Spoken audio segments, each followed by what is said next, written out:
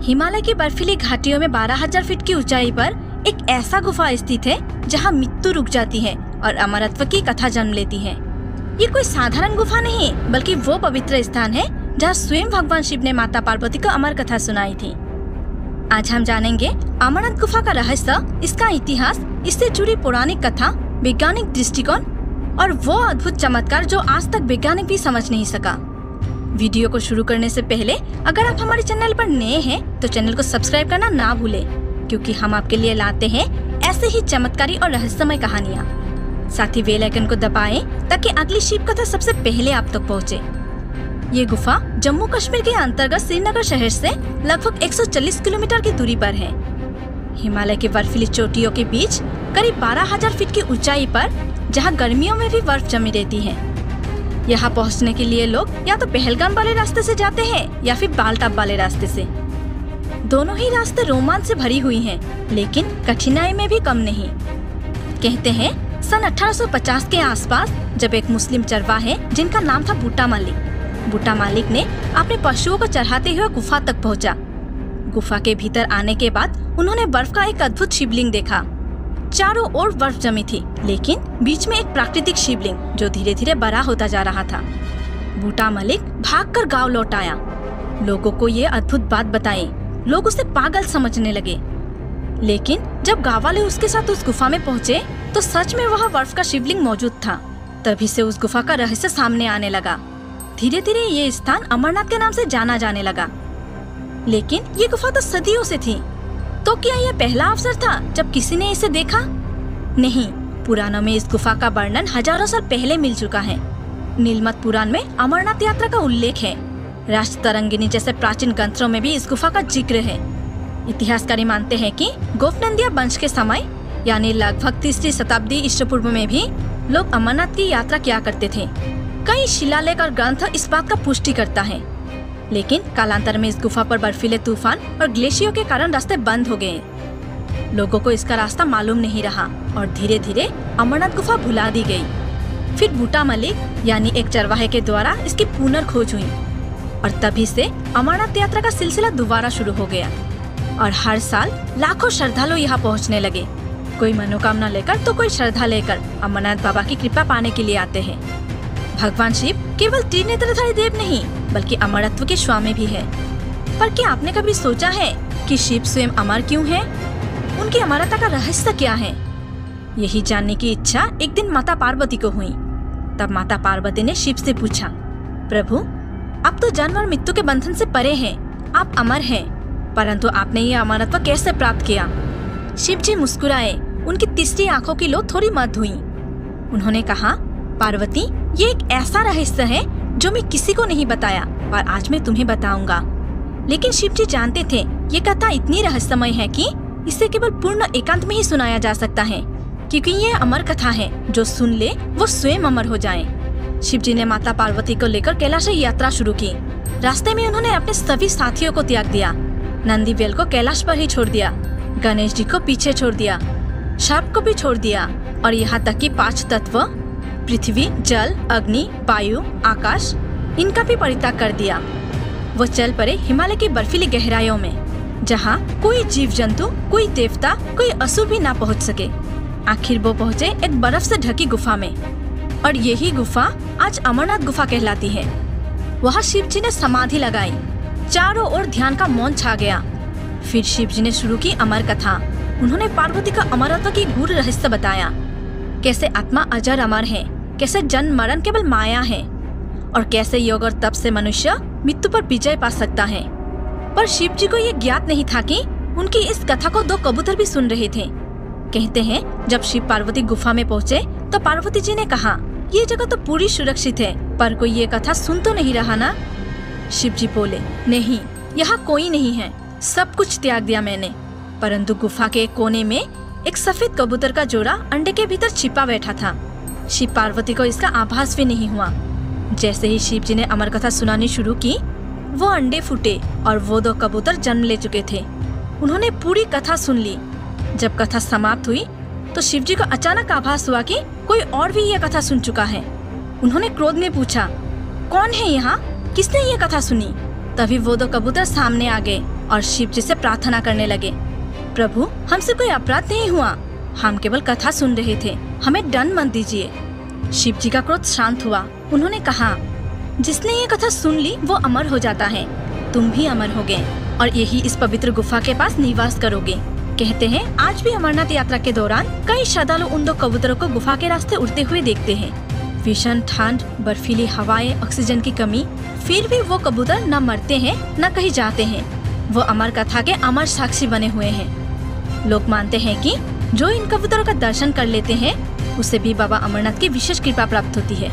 अमरनाथ के बर्फ का शिवलिंग कोई सामान्य हिमखंड नहीं, बल्कि ये एक चमत्कार है, एक दिव्य उपस्थिति जिसे आज तक विज्ञान पूरी तरह समझ नहीं पाया। हर साल सावन मास की पूर्णिमा के आसपास जब आसमान में चांदनी पूरी रोशनी बिखेरता है तो अमरनाथ की उस पवित्र गुफा में यह बर्फ का शिवलिंग अपने आप पूर्णतम रूप में प्रकट होता है। जैसे जैसे चांद बढ़ता है ये शिवलिंग भी धीरे धीरे बढ़ता है और जैसे जैसे चांद घटता है वैसे वैसे ये भी घटने लगता है। और फिर अमावस्या के रात जब आकाश सबसे अंधकारमय होता है, जब चांद भी लुप्त हो जाते हैं, उसी समय ये चमत्कारी शिवलिंग भी गायब हो जाता है, जैसे भोलेनाथ स्वयं समाधि में लीन हो गए हों।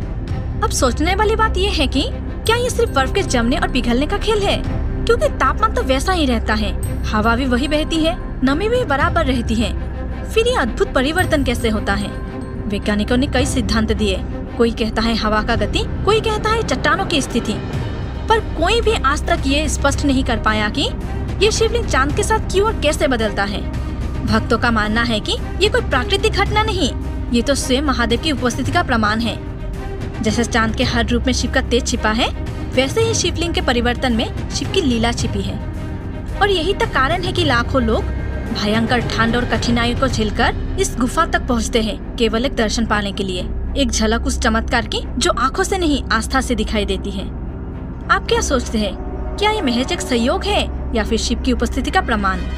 अब चलते हैं अमरनाथ यात्रा की ओर। अमरनाथ यात्रा सिर्फ एक धार्मिक यात्रा नहीं बल्कि एक कठिन तपस्या है। ऊंची पहाड़ियाँ, बर्फ से ढके रास्ते, अचानक गिरते बारिश को पार करते हुए श्रद्धालु आगे बढ़ते हैं।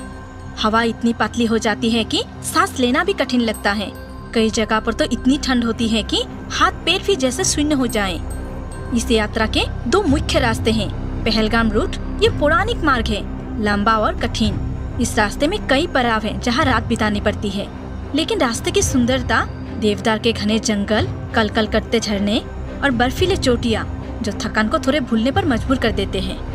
और दूसरा बालटाब रूट, ये रास्ता थोड़ा छोटा लेकिन खरी चढ़ाई वाला, सीधे ऊंचाई पकड़ता है। यहाँ चढ़ाई इतनी तीखी हो जाती है कि कई बार लोग घोड़े या पालकी का सहारा लेते हैं। रास्ते में मिलते हैं पहला चंदनवाड़ी, जहाँ हवा में ठंडक के साथ चंदन की धीमी खुशबू घुली रहती है। दूसरा शेषनाग, जहाँ गहरे नीले पानी की झील है जिसके चारों ओर बर्फ से ढकी चोटियाँ पहरा देती है। कहा जाता है यहाँ शेषनाग स्वयं निवास करते हैं। तीसरा पंचतरणी, 5 नदियों का संगम। यहाँ की ठंडी हवाएं शरीर को झकझोर देती है, लेकिन मन को एक अद्भुत शांति। और फिर आती है वो आखिरी मोड़, जहाँ पहली बार नजर आती है बर्फ से ढकी वो पवित्र गुफा, जहाँ शिव स्वयं विराजते हैं। श्रद्धालुओं का कहना है कि जैसे ही गुफा दिखाई देते हैं, थकान, दर्द सब खत्म हो जाते हैं, बस आंखों में रह जाते हैं श्रद्धा और आंसू।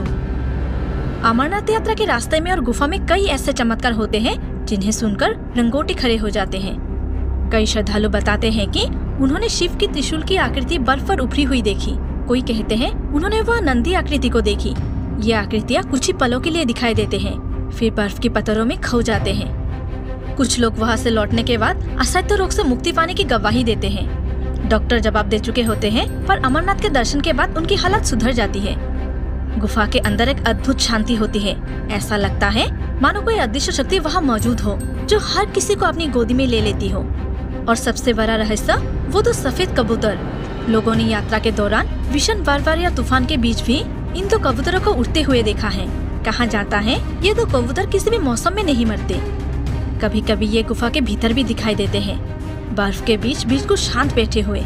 कुछ श्रद्धालुओं का तो ये भी मानना है कि ये कबूतर शिव और पार्वती के रूप में है, जो गुफा के रक्षा करते हैं। लोग कहते हैं उन कबूतरों को देख लेना ही सबसे बड़ा चमत्कार है, जैसे शिव जी वहाँ खुद होने का संकेत दे रहे हो।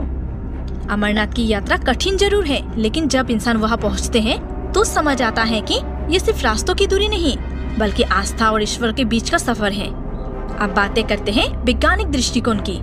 कुछ वैज्ञानिक अमरनाथ गुफा में बनने वाले शिवलिंग को एक प्राकृतिक घटना बताते हैं। उनके अनुसार गुफा के भीतर तापमान बेहद कम रहते हैं और ऊपर से गिरते पानी के बूंद धीरे धीरे जमकर बर्फ के खंभे का आकार ले लेते हैं, जो दुनिया की कई बर्फीली गुफाओं में देखी गई है। लेकिन फिर सवाल वही ठहरे रहते हैं, ये शिवलिंग सिर्फ सावन मास में ही क्यों बनता है? साल भर तापमान लगभग एक जैसे ही रहते हैं, फिर भी शिवलिंग का निर्माण सिर्फ जुलाई और अगस्त के बीच ही क्यों होता है? और इसका आकार चंद्रमा की गति से कैसे घटता और बढ़ता है? जब अमावस्या आता है तो शिवलिंग का आकार छोटा हो जाता है और पूर्णिमा को सबसे बड़ा। विज्ञान के पास इसका कोई सटीक जवाब नहीं है। कोई इसे तापमान का उतार चढ़ाव कहते हैं तो कोई नमी में बदलाव, लेकिन ये भी पूरी तरह साबित नहीं कर पाए। और वो तो सफेद कबूतर, भीषण ठंड, बर्फीली हवाएं, ऑक्सीजन की कमी, ऐसे माहौल में कैसे हर साल वो दो कबूतर जिंदा रहते हैं? वैज्ञानिक इसे किसी लोक कथा का हिस्सा मानते हैं, पर दर्शनार्थियों के गवाही को झूठ भी नहीं कह पाते। यही वजह है कि वैज्ञानिक तर्क यहाँ आकर मौन हो जाती है, और यही मौन जैसे हमें संकेत देते हैं कि ये सिर्फ पत्थर और बर्फ की गुफा नहीं बल्कि कोई जागृत चेतना का स्थान है, जहाँ विज्ञान रुक जाते हैं और वहाँ आस्था आगे बढ़ जाती है। कुछ लोगों का मानना है कि अमरनाथ की गुफा और शिवलिंग के रहस्य को सिर्फ तर्क से नहीं बल्कि अनुभव से समझा जा सकता है। वहाँ पहुंचकर जो शांति, ऊर्जा और दिव्यता महसूस होती है, उसे शब्दों में बांध पाना किसी के लिए आसान नहीं है। इसलिए अमरनाथ सिर्फ एक यात्रा नहीं बल्कि एक अदृश्य शक्ति से साक्षात्कार है। ये विश्वास की यात्रा है, जहाँ खुद को शिव के चरणों में समर्पण करने के लिए है, और ये याद रखने के लिए है कि अमरत्व केवल शरीर से नहीं बल्कि आत्मा के जागरण से प्राप्त होता है। अगर आपको ये दिव्य कथा पसंद आई हो तो इसे एक लाइक जरूर करें, अपने मित्रों और परिवार के साथ शेयर करें और चैनल को सब्सक्राइब करना बिल्कुल ना भूलें, क्योंकि हम आपके लिए लाते हैं ऐसे ही अद्भुत, प्रेरणादायक और पौराणिक कहानियाँ। तो जुड़े रहिए सनातन की गहराई में उतरने की इस सफर में। हर हर महादेव, जय अमरनाथ बाबा। धन्यवाद, मिलते हैं अगली वीडियो में।